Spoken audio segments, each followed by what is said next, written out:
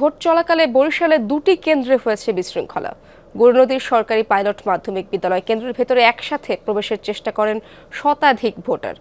Police, BGB, answer সদস্যরা লাঠিচার্জ করে পরিস্থিতি নিয়ন্ত্রণে আনে। আটক করা হয় ছাত্রলীগ নেতাসহ 2 জনকে। বালিকা উচ্চ বিদ্যালয় কেন্দ্রে এক প্রার্থীর এজেন্টের সাথে তর্কে জড়ান অপর প্রার্থী। পরিস্থিতি নিয়ন্ত্রণে সেখানেও পুলিশ লাঠিচার্জ করে।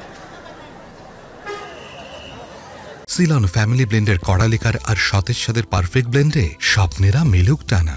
দর্শক, উপজেলা নির্বাচনের আরো খবর জানবো বরিশাল থেকে জেনে নিতে চাই। আমার সহকর্মী কাউসার হোসেন সেখানে আছেন। কাউসার, গৌরনদীর যে দুটি কেন্দ্রে বিশৃঙ্খলা ঘটেছে সেখানে এখন কি পরিস্থিতি এবং সেখানে পরিস্থিতি স্বাভাবিক হয়েছে কিনা বা ভোট কার্যক্রম কেমন চলছে সেখানে?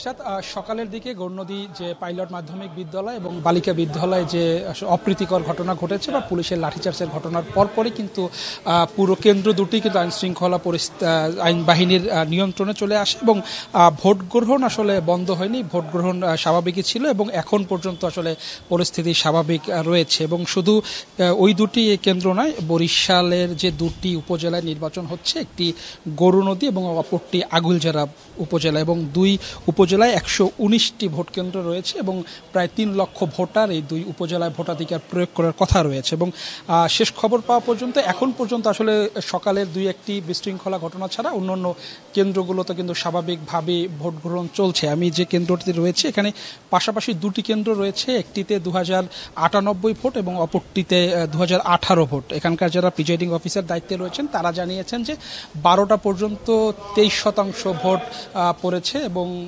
প্রায় দুপুরের দিকে এখন মোটামুটি কেন্দ্রগুলোতে যে ভোটারদের সংখ্যা সেটি ধীরে ধীরে কমে আসছে। এবং যারা প্রার্থী রয়েছেন যে বা ভোট গ্রহণের দায়িত্বে রয়েছেন তারা বলছেন যে দুপুরের পরে হয়তো বা বিকেলের দিকে আর একবার ভোটারদের চাপ পড়বে এবং সার্বিক পরিস্থিতি স্বাভাবিক রাখতে বা পুরো ভোট গ্রহণ পরিস্থিতি শেষ পর্যন্ত শান্তিপূর্ণ করতে আইনশৃঙ্খলা বাহিনীর টহল রয়েছে এবং প্রত্যেকটি কেন্দ্রেই কিন্তু আইনশৃঙ্খলা বাহিনীর সদস্যরা মোতায়েন রয়েছেন।